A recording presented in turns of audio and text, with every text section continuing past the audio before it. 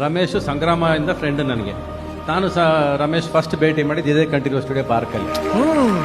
ಇಲ್ಲೇ ಫಸ್ಟ್ ಭೇಟಿ ಮಾಡಿದ್ದು. ಮಹಾಸಂಗಮ ಸಂಗ್ರಾಮ ಸಿನಿಮಾಗೆ ಇವನೇ ಆಕ್ಟ್ ಮಾಡಬೇಕು, ರಮೇಶ್ ಆಕ್ಟ್ ಮಾಡ್ಬೇಕು ಅಂತ ಹೇಳಿ ಒಂದು ಪಾತ್ರ ಮಾಡಿಸಿದ್ದು. ಆಮೇಲೆ ಹಂಗೆ ಶಾಂತಿ ಕ್ರಾಂತಿ ಕರೆಸಿ ಜೊತೆಲಿ ಮಾಡಿದ್ದು. ಬಹುಶಃ this is one of the hidden relationship, hidden friendship. ಇದು ಎಲ್ಲ ಕಾಣಿಸ್ಕೊಂಡಿರಲ್ಲ ನಿಮಗೆ. ನಾನು ಶಿವರಾಜ್ ಕುಮಾರ್ ಕಾಣಿಸ್ಕೊಳ್ಳೋಷ್ಟು ನಾನು ಇವ್ರು ಕಾಣಿಸ್ಕೊಳ್ಳೋದಿಲ್ಲ. But very respectable friendship. Ravi sir direct ಮಾಡ್ತಿದ್ದಾರೆ. ಅಲ್ಲಿ ಮೇಲಿಂದ ಓ ಗಾಡ್ ನಾನು ನೋಡ್ತಾ ಇದ್ದೀನಿ. ಯಾಕಂದ್ರೆ ಆವಾಗ ನಾನು ಬರ್ತಾ ಇದ್ದೀನಲ್ಲ, ನಾನು ಒಂದು ಕ್ಷಣ ಹೊರಗಡೆ ಕೂರ್ತಾ ಇರಲಿಲ್ಲ. ಇಲ್ಲೇ ಸೆಟ್ಟಲ್ಲಿ ಕೂತ್ಕೊಂಡು ಹೇಗೆ ನಡೆಯುತ್ತೆ ಸಿನಿಮಾ, ಏನು ಮಾಡ್ತಾರೆ ಅಂತ ನೋಡೋಕೆ ಇಷ್ಟ ನನಗೆ.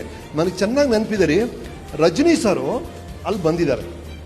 ನನಗೆ ಇವರು ಡೈರೆಕ್ಟರ್, ಇವರು ಸಿಕ್ಕಾಬಿಡ ಬ್ಯುಸಿ. ಅವರು ಡೈರೆಕ್ಟರ್ 4 ಲ್ಯಾಂಗ್ವೇಜ್ ಡೈರೆಕ್ಟ್ ಮಾಡ್ತಾರೆ. ಇವರು ತುಂಬ ಬ್ಯುಸಿ. ನಾನು ಯಾರೊಬ್ರು ನನಗೆ ರಜನಿ ಸರ್ಗೆ ಇಂಟ್ರೊಡ್ಯೂಸ್ ಮಾಡ್ತಾರಾ ಅಂತ ಕಾಯ್ತಾ ಇದ್ದೀನಿ. ಯಾರೊಬ್ರು ಬಂದು ಇವ್ರು ರಮೇಶ್ ಸರ್ ಹೊಸ ನಟ ದಿಸ್ ರಜನಿಕಾಂತ್ ಇಂಟ್ರೊಡ್ಯೂಸ್ ಮಾಡ್ತಾರೆ ಅಂತ. ಸರ್ ಯಾರು ಇಂಟ್ರೊಡ್ಯೂಸ್ ಮಾಡಿಲ್ಲ. ರಜನಿ ಸರ್ ಅಲ್ಲಿಂದ ನೋಡ್ತಾ ಇದಾರೆ. ಅವ್ರಿಗೆ ಗೊತ್ತಾಯ್ತು ಈ ಹುಡುಗ ನನ್ನ ಮೀಟ್ ಮಾಡ್ಬೇಕು ಅಂತ. ಅವ್ರು ನಡ್ಕೊಂಡ್ ಬಂದ್ಬಿಟ್ಟು ಹಾಯ್ ಐ ಆಮ್ ರಜನಿಕಾಂತ್ ಅಂದ್ರು. ಅಲ್ಲ, ನೀನ್ ಅದನ್ನ ಅವಳು ಕೈ ಕೊಡದೆ ಎಲ್ಲಿ ಕೈ ಕೊಟ್ಟು ಹೇಳ್ಬೋದಾಯ್ತು. ಇಲ್ಲಿಂದ ದಾಟಿ ಹೋಗಿ ಅಲ್ಲಿ ಕೊಡೋದು. Hi I am Ramesh, I am Shanti, that is ಕ್ರಾಂತಿ. ಬಾ ಈ ಕಡೆ ಬಾ, ಸುಮ್ಮನೆ ಬಾ. ಹಾಯ್ ವೈಲೆನ್ಸ್ ವೈಲೆನ್ಸ್, ಇದು non violence, non violence, non violence. Full silence.